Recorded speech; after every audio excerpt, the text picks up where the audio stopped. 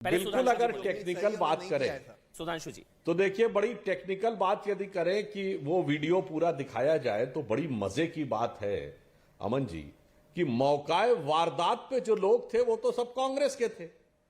तो आगे पीछे दाएं बाएं ऊपर नीचे के वीडियो तो उनके होने चाहिए।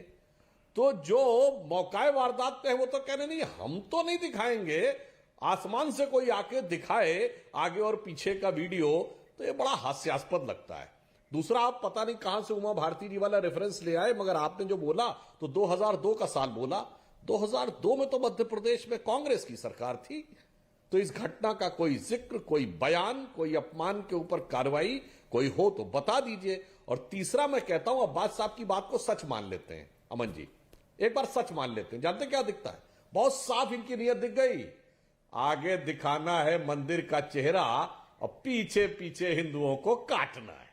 बिल्कुल दिखा दिया, गत्ते का चेहरा लगाना है और पीछे पीछे काटना है।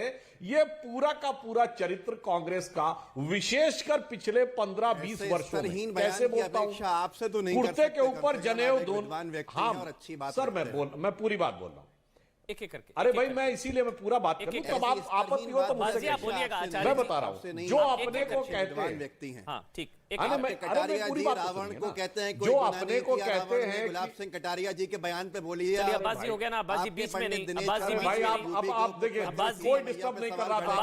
अब्बास जी बीच में नहीं। आचार्य जी वेट कर रहे हैं अपनी टर्न का। एक एक करके बोलते हैं सर, अच्छा लगता है एक एक करके। देखिए, मैं कहना चाहता हूं, ऐसा क्यों नजर आता है?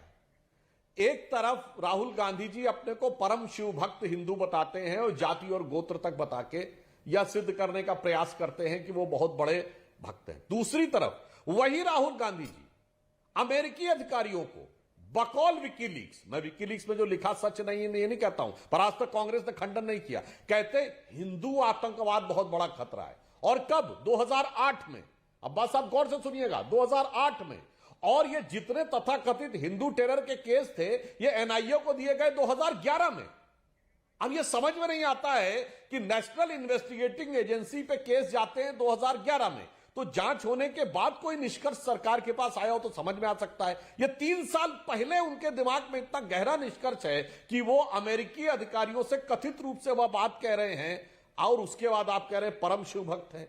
इतने बड़े शिव भक्त हैं कि न काशी विश्वनाथ के कॉरिडोर के साथ खड़े हैं, न महाकाल के कॉरिडोर के साथ खड़े हैं, न केदारनाथ मंदिर के भव्य स्वरूप के साथ खड़े हैं। और बल्कि यह कहते हैं कि जब मंदिर लोग जाते हैं तो छेड़खानी करने के लिए जाते हैं। और आप लोग इतने बड़े शिव भक्त हैं कि आपके नेता यदि वकालत करेंगे जाके तो बाबरी मस्जिद के पक्ष में, भगवान राम के विरोध में। और इतना ही नहीं, वो कहते हैं हम तो वकील थे। अरे वकील का ये कौन सा बयान होता है कि इस मामले को 2019 के बाद ले जाइए वरना बीजेपी को फायदा होगा? ठीक सर, ये किसी वकील का बयान हो सकता था क्या? इसका मतलब वो नेता था कांग्रेस का, भले अब आजकल सपा में चले गए हैं, वकील का चोला ओढ़ के खड़े थे। इसलिए इस पृष्ठभूमि में सारी बातें बहुत गंभीर और गहरा अर्थ लिए हुए होती है, जो हर्षवर्धन जी ने भी कहा और जो शिवम त्यागी ने भी कहा। इसलिए, और मैं कहना चाहूंगा आचार्य जी, एक लाइन कह दो। अच्छा हाँ, कंप्लीट कर लीजिए, आप कंप्लीट कर लीजिए सुधांशु जी, फिर मैं वो तस्वीरें दिखाना एक लाइन की।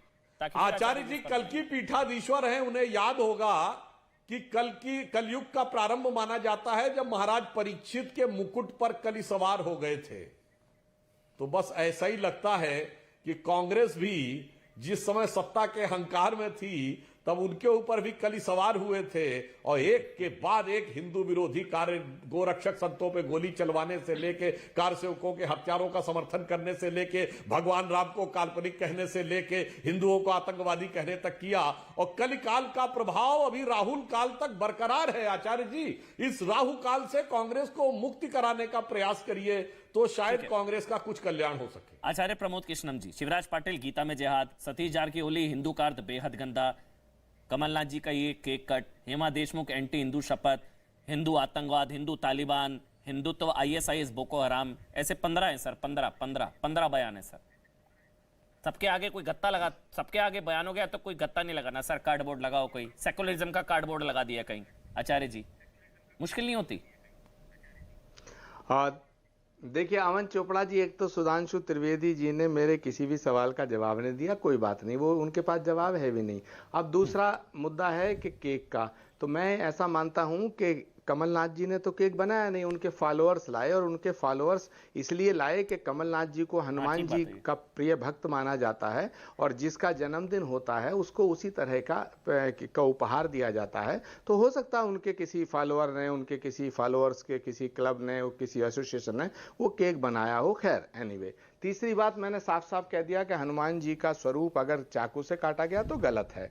चौथी बात मैं ये कहना चाहता हूं कि उमा भारती जी केक काटें तो हिंदू धर्म का सम्मान, योगी आदित्यनाथ जी केक काटें तो हिंदू धर्म का सम्मान, और आदरणीय अटल बिहारी वाजपेयी जी जो केक काटते थे हिंदू धर्म का सम्मान, अडवाणी जी केक काटें हिंदू धर्म का सम्मान, अगर कमलनाथ जी ने केक काट दिया तो हिंदू धर्म का अपमान हो गया। एक इंपॉर्टेंट बात मैं कहना चाहता हूं, ये झगड़ा केक का नहीं है। कांग्रेस पार्टी के अंदर कमलनाथ एक ऐसे नेता हैं जिन पर बीजेपी चाहती है कि पूरी कांग्रेस पार्टी को हिंदू विरोधी घोषित कर दिया जाए, लेकिन कमलनाथ एक ऐसे नेता हैं जिन पर हिंदू विरोधी ये ठप्पा चस्पा नहीं हो रहा। इसीलिए शिवराज सिंह चौहान जो उन्होंने पाप किया है कमलनाथ जी की चुनी हुई सरकार को गिरा करके, वो ये मान रहे हैं कि 2023 के अंदर कमलनाथ जी दोबारा से मुख्यमंत्री बनेंगे, वहां हमारी सरकार आएगी कांग्रेस पार्टी की, तो कमलनाथ को हिंदू विरोधी घोषित कर दिया जाए, ये उनका एक साजिश है। जहां तक सवाल है कि कमलनाथ को हिंदू विरोधी और ये पाखंडी बगला भगत कहना, तो मैं आपको कहना चाहता हूं भाजपा के राष्ट्रीय महामंत्री हैं विजयवर्गीय जी,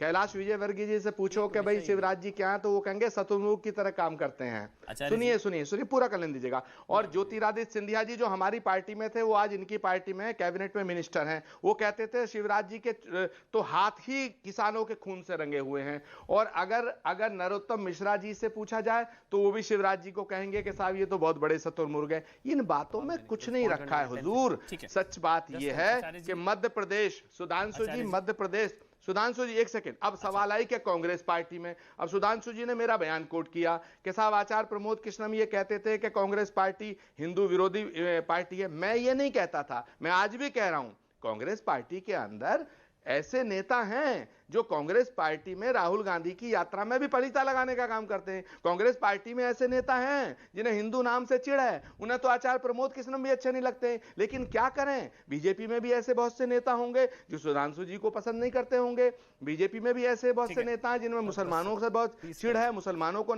से नफरत करते हैं। इस पर क्या कहा जाए, ये वही कांग्रेस पार्टी है, शिवम आ रहा हूं, हर्षवर्धन ये वही कांग्रेस पार्टी है। बस 10 सेकंड लास्ट, ये वही कांग्रेस, सुधांशु जी ये वही कांग्रेस पार्टी है, ये वही कांग्रेस पार्टी है जिसने पंडित नेहरू के नेतृत्व में सरदार पटेल जी के कहने पर सोमनाथ के मंदिर का निर्माण कराया। ये वही कांग्रेस पार्टी है जिसने गंगा को राष्ट्र नदी घोषित किया। ये वही कांग्रेस पार्टी है। आचार्य जी मैं सवाल ले रहा हूं आपसे, फिर सुधांशु जी बोलेंगे। आचार्य जी आपने बोला, आचार्य जी आपने बोला कि ये केक भेंट स्वरूप उनके चाहने वालों ने